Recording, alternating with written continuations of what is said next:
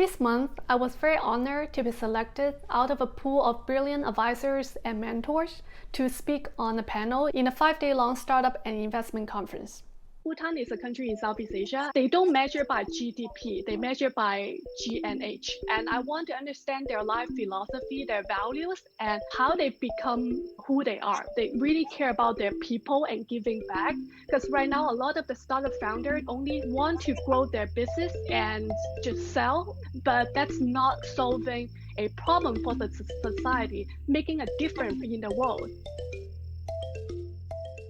In the startup and venture capital world, it's called the Demo Day. It's a big event where they organize once a quarter or once a year to invite the top startups to pitch in front of the investors, mentors, advisors, and corporate leaders across the world.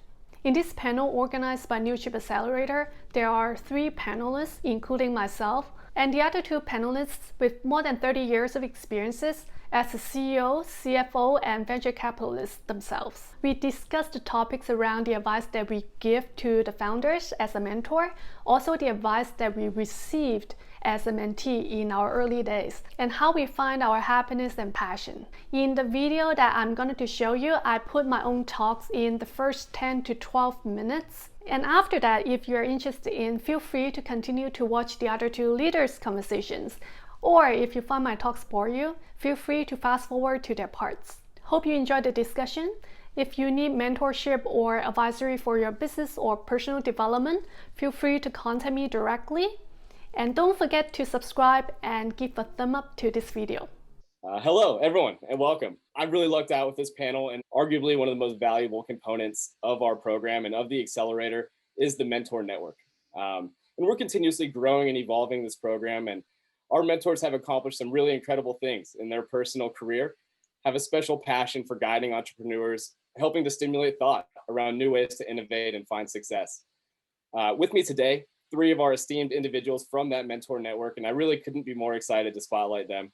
They've all worked with founders around the world through the New Chip Accelerator, helping them solve unique problems, introducing them to valuable connections, and really offering distinct perspectives that only they could offer. So I'll go ahead and kick that off, and I'll send it over to you, Ashley, if you'd love to give a quick intro and tell us a little bit about yourself. Yeah, sure. Thanks for the introduction, and very happy to be here. I'm the founder and also managing director of my own independent advisory and consulting firm. I help venture capital and startups to scale and grow their business, and I specialize in global expansion, investment deal sourcing, and fundraising. I'm also a venture partner for venture capital fund in Singapore, and we are focusing on investing in Southeast Asia, which is the fastest growing economy in the world. Before that, I was an investor in L Capital, which is a private equity firm that focus in investing B2C sectors. Before that, I led global expansion efforts in Amazon, was one of the founding team member in Amazon Singapore, and the expansion for Amazon Japan and China as well. Yeah, that's brilliant. Yeah, you really bring so much to the table, and that's really a great example of how many of our mentors really do have networks and experience around the globe. Have y'all had any pieces of advice that have really you think really helped you take that next step in your career and really helped you find happiness and find your passion? And Ashley, I'll go ahead and start that with you if that's something that you might be able to answer to. I have not very traditional way of finding my happiness. For example, as I mentioned to you early on, I've traveled to almost 140 countries.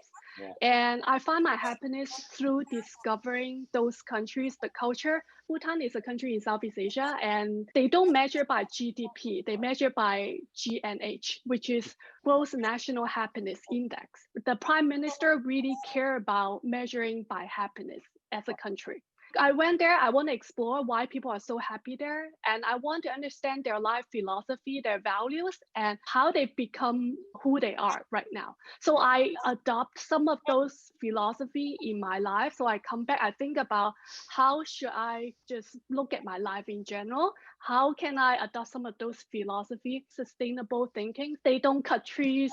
Everything in Bhutan is like organic. So really care about the sustainability rather than looking into short-term profit, which a lot of businesses are doing right now. The long-term thinking, the sustainability thinking, they really care about their people and giving back. Because right now, a lot of the startup founders only want to grow their business and just sell once it gets big. But that's not a sustainability thinking. That's not solving a problem for the society, making a difference in the world. So I really care about finding the right partners or startup founder who look at their startup in a different angle rather than just the business angle. And that's exactly what I learned from visiting Bhutan. They care about this sustainability thinking to really help the planet. Some of the way that I find my own happiness and the advice that I would give to the startup founder as well. Yeah. Wow. I love that. GNH. Yeah. I'll have to look into how that's measured, but yeah, it's always important to understand that there's more to it than just the ROI. I think that's a great answer. Ashley, how about yourself? Have you had any incredible individuals throughout your career that you view as a mentor? I generally very self-sufficient in terms of like technical side of things and also skill set building. So I would usually go to my mentor for the mental side of development because IQ can just go so far and it's more about your EQ that make you succeed or make you sustain in your career. So I would ask him some questions such as like how I would express disagreement to my manager so that they don't take it the wrong way. A lot of people have great ideas, but you may not get accepted by the top management team or your partners because the way how you position it and the way how you communicate. So I learned a lot from him in terms of personal development from psychology side of things, and he would brainstorm with me different way of how to express that. And I treat my mentor more like a friend than the strategic advisor kind of thing. So I would never be afraid to tell him anything openly. I think if you can be open to your mentor, it will be a lot more helpful for yourself. Oh, absolutely. Yeah, I would agree. And obviously, yeah, very, resourceful in your career and been able procedurally to figure things out. But sometimes having a sounding board for some of the, how do you deliver a message to somebody that is, a business partner throughout years to come? How do you deliver that message that might be a really challenging one to deliver? And always being open and being receptive for that advice. Those are huge takeaways. I love that. Ashley, same kind of question down to you. We have a unique program here. I'd love to hear kind of your thoughts on it and how we've been operating. Three things. So the first thing is flexibility because I can take the meeting anywhere and choose my own time since I live in between the Valley and also Singapore. And I'm also an avid world traveler and I've been to 140 countries so far. So I enjoy the flexibility of working anywhere. And also because I have multiple type of work, such as like my own advisory consulting business. And I have a career coaching program that I run as a mentor, advising people career and also do venture partners in 1982 Ventures. So I have multiple things going on. So I like the flexibility. You have the online model, seems work very well, operating in a very efficient manner, especially during the COVID-19 pandemic. Most of the traditional accelerator have shut down some of their physical locations. You guys didn't really impact it negatively, but also got largest cohort. I think it's a couple months ago. So I think seems like the model really worked pretty well. And secondly, for me, it's also diversity of the startup, which Dave also talked about earlier on. So not only from the industry standpoint, but also from the geography standpoint. A few years back, I was like launching the Amazon to different international markets. And now my work still focus helping the company on global expansion, investing in Southeast Asia only. I like to work with the startup with global vision, even though they are in the US or the startup that are located internationally. So that's my line of work. And I think NewChip got a lot of diversified international batch of startup, which worked very well for me. And the third reason is because your extensive network with corporates and investors. So having the access to this network would be very helpful for me to think about collaboration for the startup that I'm working with and also my venture capital fund because I'm doing fundraising as well, which in return, I would be able to invest back into the new chip startups. But I haven't really tapped into the investor network yet, but I think I should. So these are kind of like my main three reasons that I like to work with you guys. I love that. Oh, great answers. And I think you would know better than anyone. We're thrilled about the idea, the prospect of building out our presence in other markets.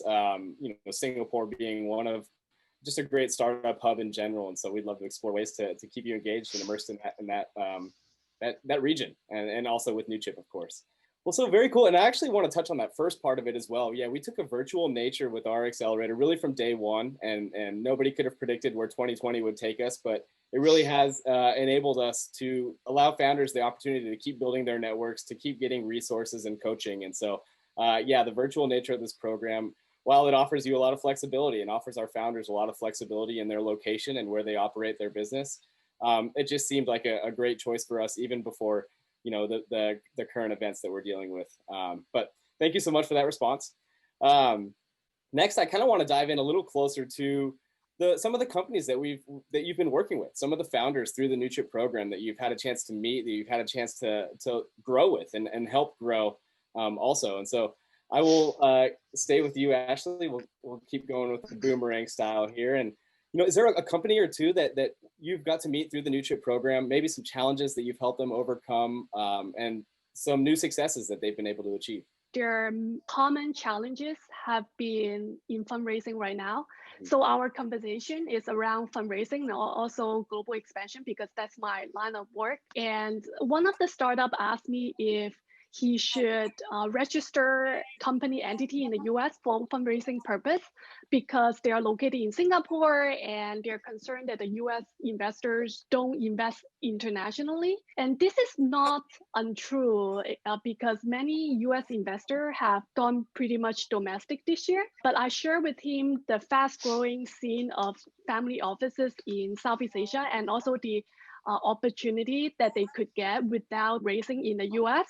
So he said he got very inspired after our conversation. He saw all these opportunities that he didn't see before. And although fundraising is still a challenge for most of the startup and also for them, it may not be the best environment to fundraise this year, but they have been doing quite well and they raised half of the target figures, still in the process, of course. But I'm very proud of what they have achieved so far. I love that. And that's wonderful. Family offices really around the globe, whether they're in a more local region for a company or even here in the United States, they really do open a lot of doors. Sometimes they don't necessarily have the same restrictions or guidelines that they need to follow that a larger VC would have. And so those are great connections to make. That's wonderful to hear. The time flew by. It's already almost an hour here. And so I am going to take this last 10 seconds to really thank you, each and every one of you, all three of you, for your time. You give lots of your time to NewChip. You give lots of your time outside of NewChip to founders, to entrepreneurs, and every minute of it is super impactful. It really doesn't go unnoticed. We really appreciate that, and obviously, I think all three of you are happy doing it. Ashley, you touched on how you find happiness, and that's so important. And honestly, that's the big reason a lot of people become entrepreneurs. There are some 100-hour weeks on the path to that, but just finding happiness, staying true to your passion. Everything everyone has said has been so impactful. So I really do appreciate your time. And to anyone watching this, if you want to connect with Ashley, Dave, or Chris, please reach out to us. We would love to facilitate that introduction. So I'll go ahead and cut this off here and let everyone go on with their day. Let us all watch some more pitches from our companies, and take care. Everyone have a great day. I appreciate it. Thanks. Take care. Thank you. Dave, I'll go ahead and send it over to you. If you could just tell us a little bit about yourself. Obviously, your incredibly rich history, so I'd love to hear a little bit about it. Thanks, Greg. So my name is Dave Izuka, and I've got about 30 years of total experience, I guess, split between finance, venture capital, and consulting, and quite a bit of what I call venture acceleration. So as far as my finance background, I've been CFO of a number of companies. The larger ones were Electronics for Imaging, a company called TOPS, which was a subsidiary of Sun, a company called General Magic, And way back when, I took a company called WordStar public. So other than that, I've done a lot of consulting to venture-backed startups. So did about 4 years of experience in venture capital. I worked for 2 funds, 3 years for a fellow named Fred Adler out of New York, and a year with a good friend of mine named Gil Kogan with a company called Weispeck and Greer, which is eventually morphed into Lightspeed. Other than that, I've done a lot of what's called venture acceleration for maybe about 10 years. So, which is what I'm doing now. And primarily my emphasis in venture acceleration has been in helping startups in fundraising strategy. So raising financing, recruiting, and eventually closing those financing opportunities. So that's what I've been doing for a number of years and continue to do so. So that's pretty much my background. Thanks. I love it. Yeah, no, thank you for that, Dave. And obviously bring so much history, so much experience to the table. Our founders blessed to get introduced to you and to work with you. Chris, I'll lastly send it over to you. He's in the Chicago area and in the Midwest, and he's working with programs all across the country. So I'll let him kind of tell us a little more about himself. Yeah, thanks for having me be last, Greg, because I'm really going to pale in comparison to the 2 before me. In all honesty, thank you very much for the intro and involving me. My background is very, very much an unmanned fire hose turned on full blast. I was in advertising. I was a writer out east in Philadelphia and came to Chicago. I'm from Chicago. Jumped to the strategy and account side, worked with some of the biggest brands on earth, developed some really cool stuff. Got a little bored, so my entrepreneurial craziness took me into film. I was going to be a famous director. That has not happened yet. But I got into a bunch of films, short and feature length, and where we were still doing it on 35 millimeter film and otherwise, and then digital and commercial work. It was great. But I had a pivot opportunity to jump into hospitality to help somebody with their little crappy venue. And that little crappy venue turned into a pretty substantial chain locally here regionally in Chicago called the Four Corners Tavern Group, which has just been shortened to Four Corners Group. I exited that back in 08, 07. And started another company called Element, and we got into all kinds of stuff with that, from hotels and banquet to fine dining to mascalerias to coffee shops to fast casual to quick serve. I think nightclubs, sports bars, cold pressed juice and HPP, and wholesale distribution nationally, and also brick and mortar. We had a consultancy called Catapult, which would start or save venues. That was fun and exhausting, so we kind of stopped doing that. So now, hospitality, I kind of pivoted out of about 2 years ago, thankfully with COVID, but it's a great opportunity to help people that are in the food and beverage vertical right now, however I can, which I do through 1871 in Chicago, pretty large incubator, and through their accelerator affiliates, one of which especially Food Foundry, where I'm an EIR with both. A lot of fun, exhausting, great. I really do love mentoring, and that's it got me into New Chip as well, which I'm really fortunate to be a part of. Right now, I'm a general partner, one of 3 of us, with a new firm, new fund, venture fund called Coyote. It's everybody mispronounces it, including Greg. It's all good. And we basically invest in seed stage through probably pre-A. We never lead. We're a follow fund. We like products that are created, and then we want to sprinkle some money on that to help them scale and bring our network and our abilities to that front. I also am part of a consultancy called Orchid Black out of St. Petersburg, New York, Chicago, and San Francisco, where we do management consulting to help tech companies and others, companies like Intel and RSA and a bunch of other great clients. And then on the other side is a growth side where we do an analysis, and mutually we decide if it's a good fit. We'll help you get from 2 to 5x or more. We'll help you work out an exit plan. If you have a Series A that's not really working out and you're not selling what you should per your pro forma, we can help with that, but we have to kind of ascertain and identify that we can. I do commercial real estate office tenant rep all over the country with a company called Colliers, and that's fun. I can help people there. And lastly, amidst a bunch of other stuff that I'm not going to mention, in the middle of starting a beer distributorship in Chicago with a couple other guys. So keep them busy, doing the good Lord's work.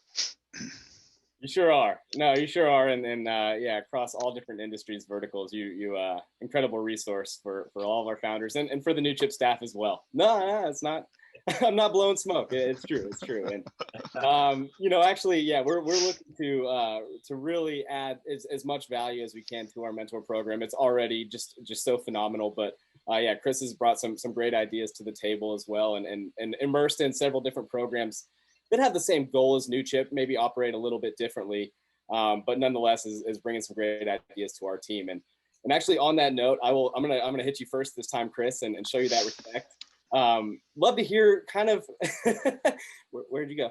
I'd love to hear a little bit about your experience with New Chip thus far. I know it's been brief. It's a little bit shorter on the experience side. You know, we just brought you in a couple of months ago, but you've worked with a couple of founders through the New Chip Accelerator. And you know, what do we do a little bit differently? What do you think that we are, from an accelerator standpoint, thriving with? And you know, what are we bringing to the table as a program?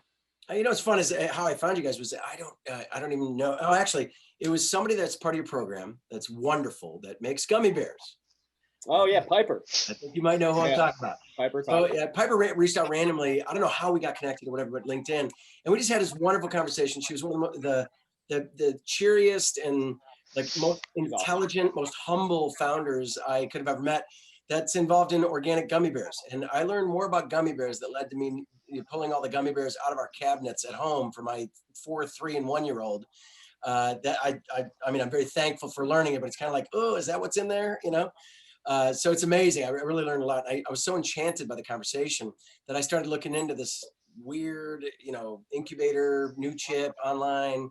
And I looked into it. It sounded awesome. And I had to try and become a part of it just to see what it's all about and expand my ecosystem outside of some of the other markets I had already been in. And now, you know, like you mentioned, we've had a couple conversations recently. Some of the mentees that I've been connected with, and I'm still, you know, finding my footing within New Chip, admittedly, but it's been pretty, I enjoy mentoring across the board. I'm a process guy. I have some vertical experience in food and beverage, real estate, some other things, but if there's a problem, I love finding my way to that problem. And that fits very well with mentoring. And I'm lucky enough to have had the schedule, and I don't sleep much. I drink a lot of coffee that allows me the time to dive into the mentees and really help them. You need money, great. Let's find you money. Let's figure out why aren't you making money? Let's figure out how you can make more. You should meet somebody else who can help you make even more money, or you guys could rev share. And holy gods, you're both going to the same audience with different products. How cool! So, and I've learned a lot as well in terms of, that help me with my companies by mentoring, because I learn from people that are doing their own thing and management styles, and you know, shedding hubris, and hopefully, you know, being passionate, legitimately and authentically passionate. So it's been a blast. I appreciate the experience, and I look forward to a lot more of it. Well, I'm glad Piper found you. Yeah, no doubt. So, well, thank you for that answer. And, you know, obviously happy to explore other ways to continue getting you involved. There's no question. We would love to do that. So Dave, I'll send this over to you. Same question. I know that you are individually kind of operating a venture accelerator of your own, and it just kind of happens naturally when you have the experience that you do. So I would love to hear your take on New Chip and how have we kind of differentiated ourselves. Okay. Primarily, it's the diversity at New Chip, so I have a different perspective here. So I've been an accelerator for a number of years and a number of startups recently, and I find that my pretty much my focus is more process. So this has been a refreshing change. So typically, companies are coming to me and asking for my perspective and for more optimization as opposed to what's the process. So I find it refreshing. It's a different perspective, and I'm enjoying that quite a bit. Yeah. Yeah, no, there's no you know, shortage of different scenarios, unique scenarios that our founders can bring to our mentors, and what better group to help them solve those problems. Mm-hmm. Dave, how about yourself? A couple of the founders that have been in New Chip, how have you been able to help them out through some challenges? Well, I hope it's ultimately going to be a help. It was of course trying and tribulation there for a while, but there's a couple of instances I'd like to chat with you about. So one of the companies just had unrealistic growth plans, right? So typically when I talk to a company, I ask them a bunch of questions, and basically I ask them, are you going after the brass ring? If so, are you willing to do whatever it takes to be the market leader? Yes. How long is it going to take you? And if it's 5 to 7 years, that's the magic number. Then I ask them some dumb question like, and can you achieve 100 million in revenues in that 5 to 7 years? And invariably, the answer to all these questions is always yes, right? So at any rate, this one particular founder and I got into a long discussion about this, and invariably, their aspirations were just too high. Although they're saying they're going after the brass ring, when I started asking about where are you with this technology, is your team big enough, blah, blah, blah, blah, blah, blah. in essence, this particular founder had no idea about what it would take. On the one hand, he wanted to aspire to this huge, IPO in X number of years, and he thought he can do it, but he just had no feeling for what it takes to get it done. Yeah. So I had a lot of discussion with him about, we have to kind of level set your aspirations with what's possible, right? So because currently he has a very little team, his strategy was less than ideal, so he has a lot of work to do. And invariably what he's done is go back to the drawing board, and I think he's lowered his growth plans, and he's gone after a little bit more accessible financing with smaller VCs. So before he was going to go to the creme de la creme of VCs with this pitch that just wasn't going to work, right? So I think he's headed in the right direction now. So hopefully he'll be able to come to grips with something where he'll get funded in the not too distant future. And I have another company that's I've seen a number of times, and I call it the chicken and egg issue, right? So this one particular mentee had, and numerous other startups have the same affliction, I guess. And they talk about a great idea, scaling a company with compelling technology, a strong team, appropriate funding that enables that growth, blah blah blah. And I said, okay, let's get started. And why don't we look at what your team is? Let's look at trying to do some use cases for your technology.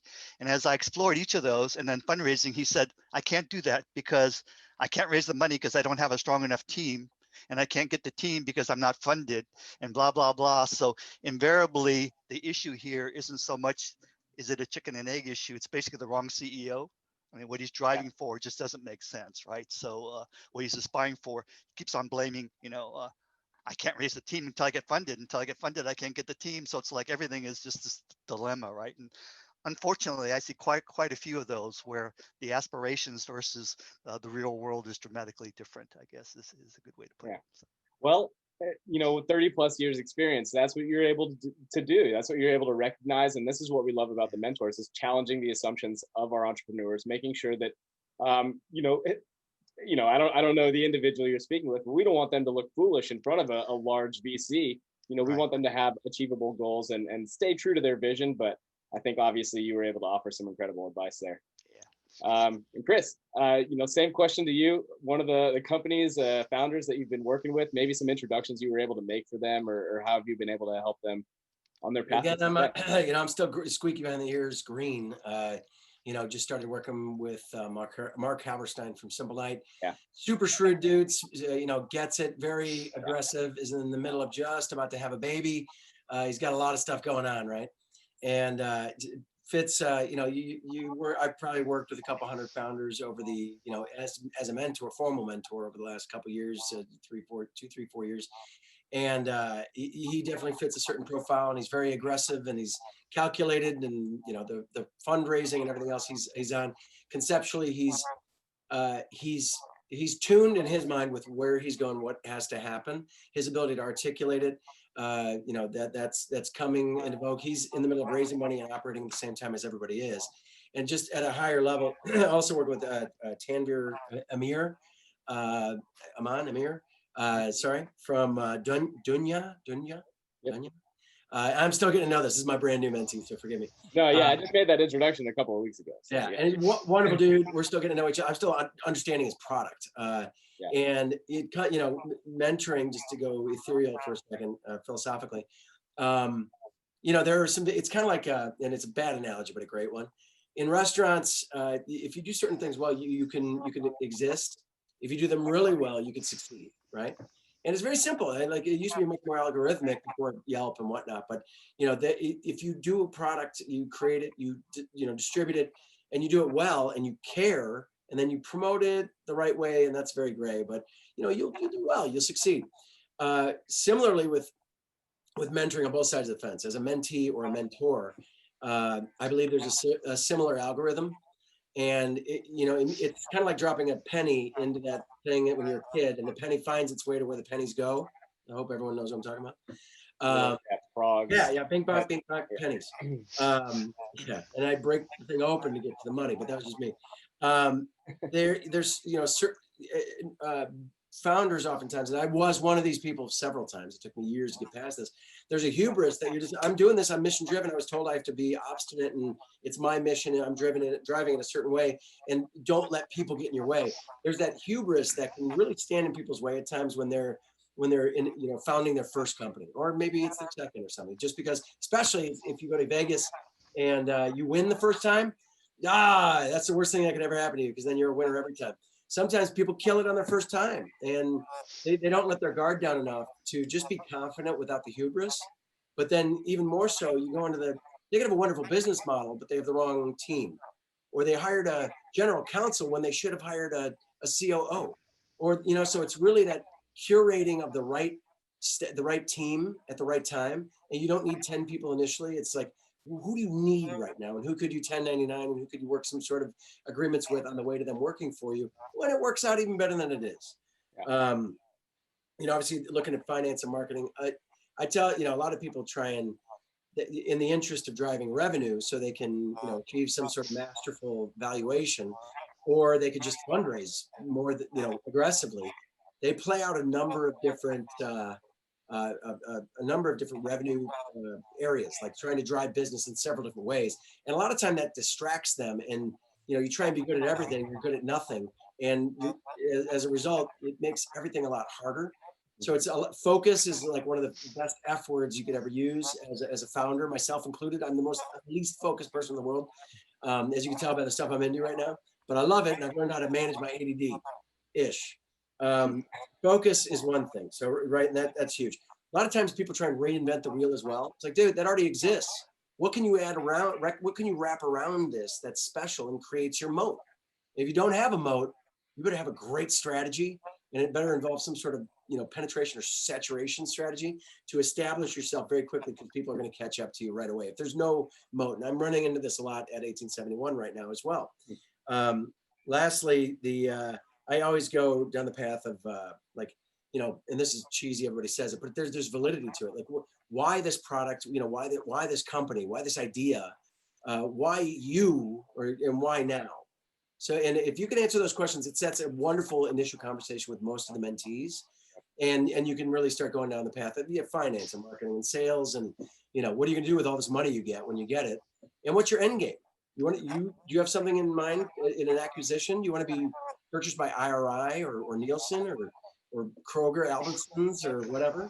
So there's a great stage, but within that first 3 minutes of a conversation, and this has happened, if I can get a word in, it can really set the stage for a really fertile relationship from a mentoring mentee standpoint. Yeah, I love that. I mean, that's a stimulating question just by itself. Why you and why now? Like, why is this the time to solve the problem that you're trying to solve? And that can open the door to many other conversations that are very fruitful.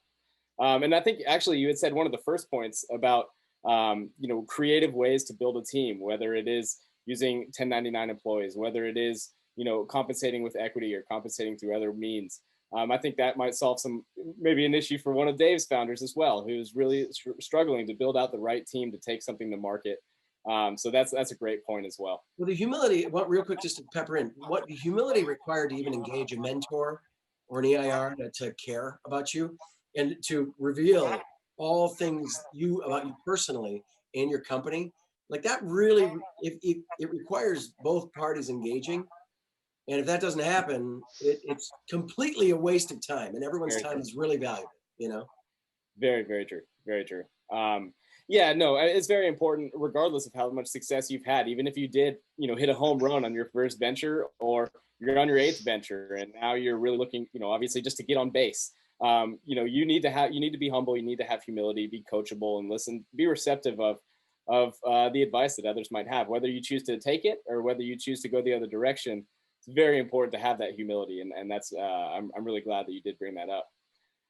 And I'll actually stay with you here, talking about mentors in general. This is the whole topic of this conversation, and really how I've gotten to know all three of you. Chris, have you had a mentor of your own in the early days of your career? Have you been able to have that humility and listen to somebody else guide you? No. No. Well, no, I'm lying. I not by design. Only Not reason, the formal, it doesn't necessarily have to be in the formal structure that we're presenting here, but I had a mentor who taught me so much, and I didn't realize how much I learned until I was 24, having just left the company that I was with. And it was one of the guys that was the first people who hired me at an agency, small agency in Chicago that no longer exists. They were acquired, and it really taught me channel strategy, and it taught me, sales and channel strategies and penetration strategies, and it taught me how he taught me, made me learn rather, how products get made and how they arrive in somebody's home or embedded in some other product. That was amazing. And only probably, throughout my food and beverage experience, I always sought out that special somebody. I really did, actively, because all the books you read, you're like, find a mentor. Where I'm gonna go find a mentor. I couldn't find one. And literally, there are wonderful people out there, but at the level I was at or saw myself at, and there's hubris there, of course, but the people I was playing alongside, meaning operating alongside other concepts and other operators, and New York Times, Wall Street Journal, Bon Appetit, we were, James Beardhouse, all this stuff, we were doing great work.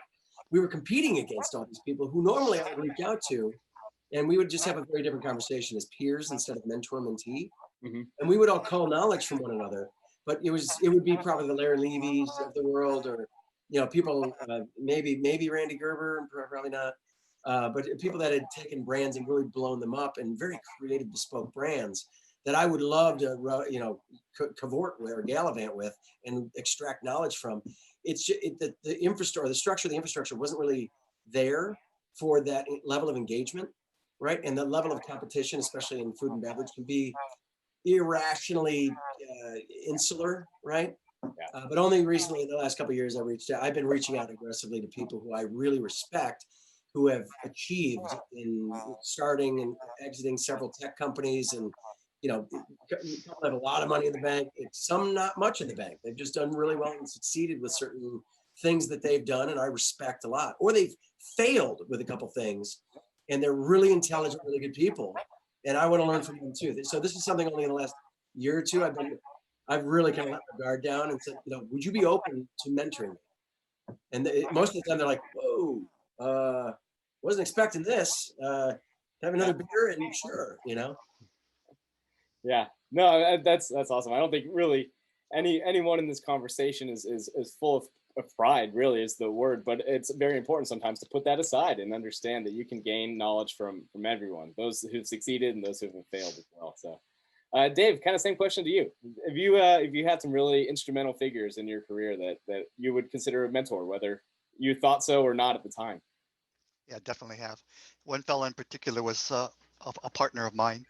And in essence, it ends up being a key part of my strategy in accelerating companies. And it sounds like it's pretty commonsensical, but basically the pitch is to make sure you coordinate the product and your fundraising strategy. So there should be some method to the madness, right? And it's surprising how many companies are just doing things willy-nilly, irrespective of whether they're going to have difficulty getting it funded or not.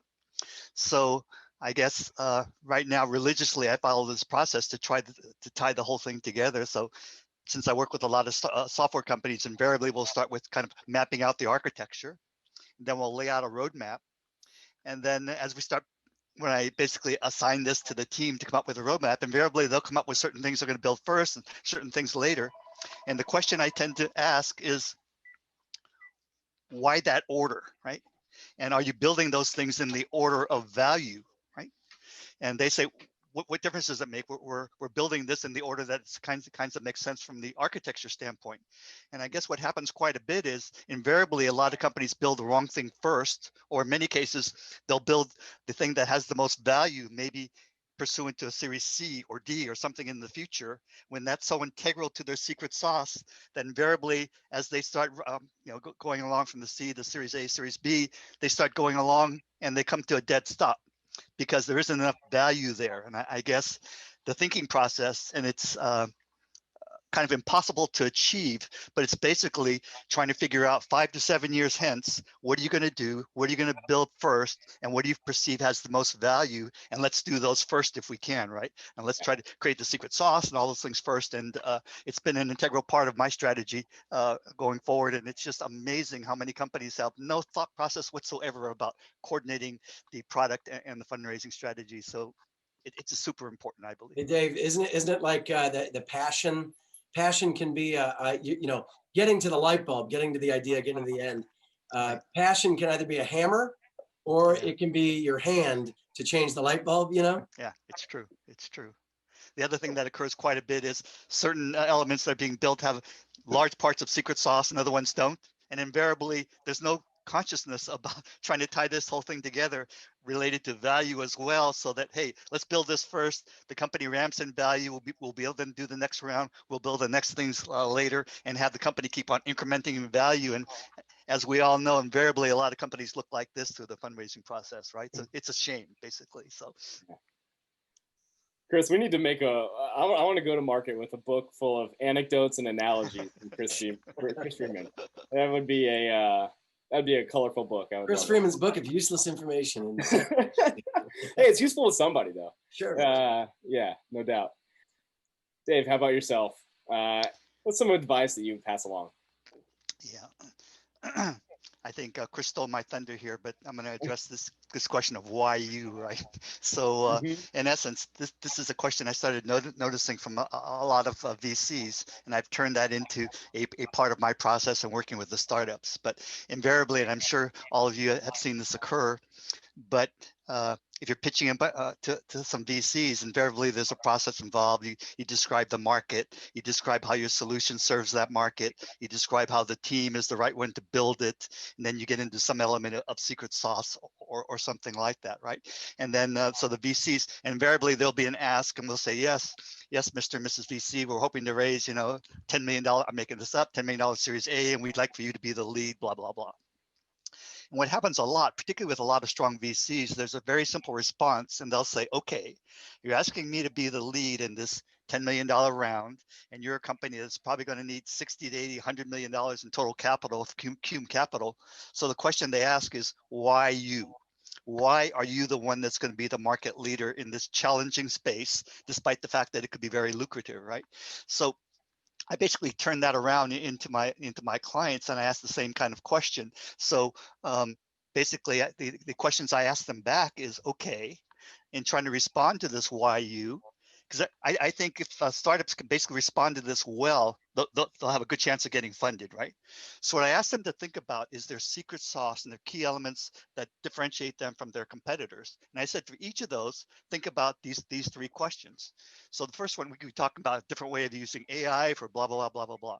And as we all know, people end up describing AI, but they never kind of show what the benefits are. So basically, what I basically ask is, okay, when you talk about each element of secret sauce, I want you to answer three questions, and then I want to see if we can validate those responses.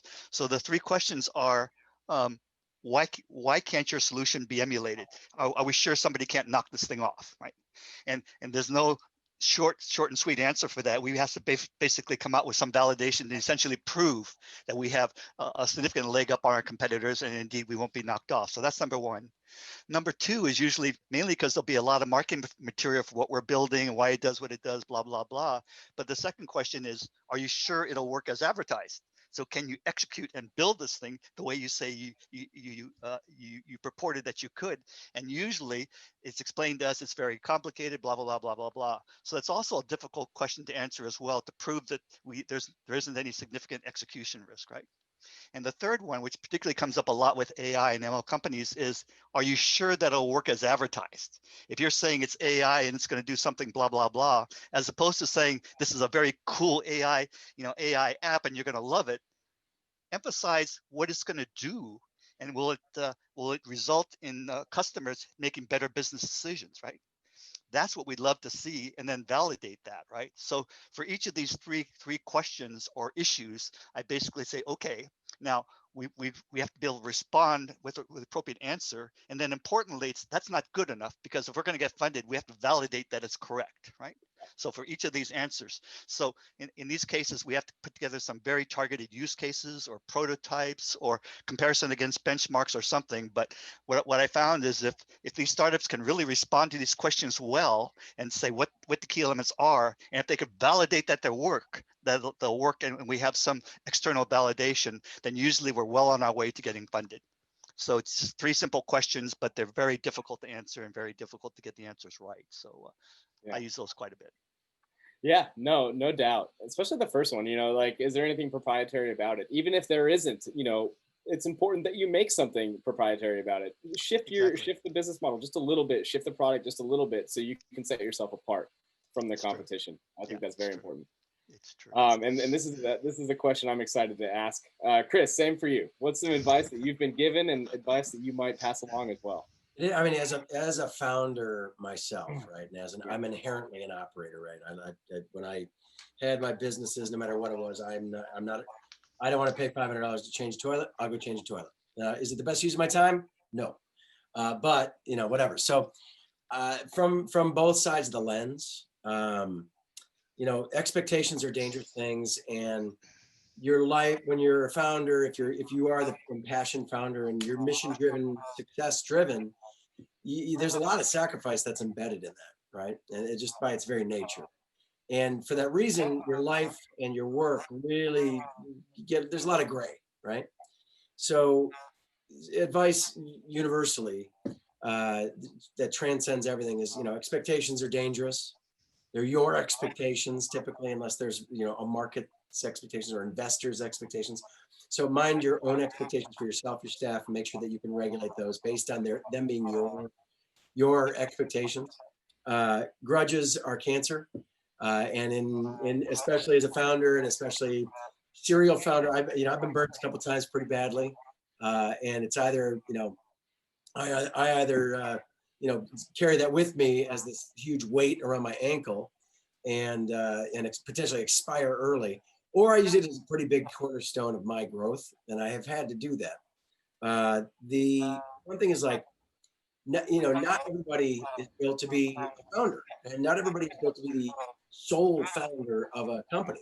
So sometimes you actually have to take part of what you're not good at, or listen to those around you when there's questions coming in that that might have you questioning, not necessarily your thesis or your concept or even the business mission, but how it's getting done. And sometimes you have to parse off something, and it might translate to equity, it might just translate to some money, it might translate to time, or even ego. Like you have to release a part of your ego by doing that as well. I'm just not great at creating a sales team. I was talking to this guy this morning about that. We have this wonderful thing, amazing product. It's about AI, well, what's wrong? Well, I can't sell it. Okay, well, that's a problem. So it really is, and this person he came to us like, I need help. So that's a good thing. Knowing when to ask for help and how to is another thing, and using your mentor network to find out how to do that without being taken advantage of, abused, or misdirected. I give advice out to any mentee I speak with. I've got a great network. I'm a dog with a bone. If I don't have somebody in my network, I will find that person that can help you if I know what's wrong. That being solutions focused, process focused. And I've had to do this. I've had to go to some of the biggest names in tech and be like, hey, listen, I know so-and-so. Can I ask you a question because I know so-and-so? Great. Would you be willing to talk to so-and-so over here because they need your brain? It's just too big for me.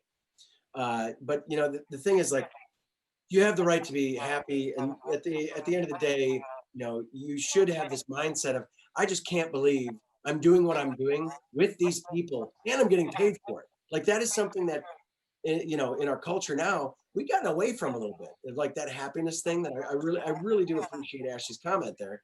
Yeah. And, just because you're working yourself to death, hopefully not, but hopefully if you're working as hard as you possibly could be working, you still have to have balance in your life. And that's not something for the later years, which I used to think when I was 20, working 120 hours a week. Globally, I always say brevity, ironically, brevity, rehearse your presentations and make sure there's no typos in your presentation. Make sure there's no typos in your presentation. The number of times that it's just embarrassing. Like, one of them was like, they spelled their company's name wrong. I'm like, are you kidding me? Really? Oh my God. But you know, when you are presenting, and I had this issue with a mentee recently, first time I met him, and they approached me and they were just, bam, they're running through their thing. And I'm, and it took like maybe 10 of those where I was like, all right, go ahead. And you have to be rehearsed in everyone's a potential customer. Everybody's a potential evangelist of you and your brand, to finding your way to funding, or finding your way to, you know, customer base, a new channel, or wisdom. So you have to provide those gaps as strategic gaps in your presentation. Oh yeah. To make sure that, you know, they are punctuation. Pauses are punctuation, right? So making sure, and Greg, we talked about this recently. Anybody at New Chip, man, I'm going to use this window now. Make sure you publicize your brand name a lot. Say your company name. Say your company name a lot. Yes. Everybody, over the course of 250 companies that are part of every cohort, people are doing other things. So say your company name a lot, and always have it on the screen if you can, even if it's part of your presentation. People don't do that. I'm like, what company is this? Who is that? And I have no idea. And then it's on to the next blah, blah, blah, you know? Yeah. No, that, especially with all, these, you know, and we were one of the first to do it, but it remains super important with virtual showcases and virtual demo weeks. It's so important to, just reinforce your company, reinforce the problem that you're solving, because people are doing other things potentially while they're looking at your pitch. And so somebody's going to the toilet and the computer's on. You want them to hear your company name. Yeah, exactly.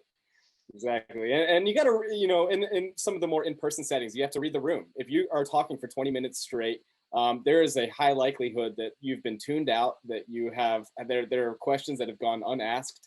And so, being able to rehearse your presentation, have some pauses, allow other people to contribute is super valuable. Going back to the first thing you said, the self-awareness is huge. I think it's, you need to understand if you need coaching, you need to be self-aware that you don't have it all figured out. And so also very, very important.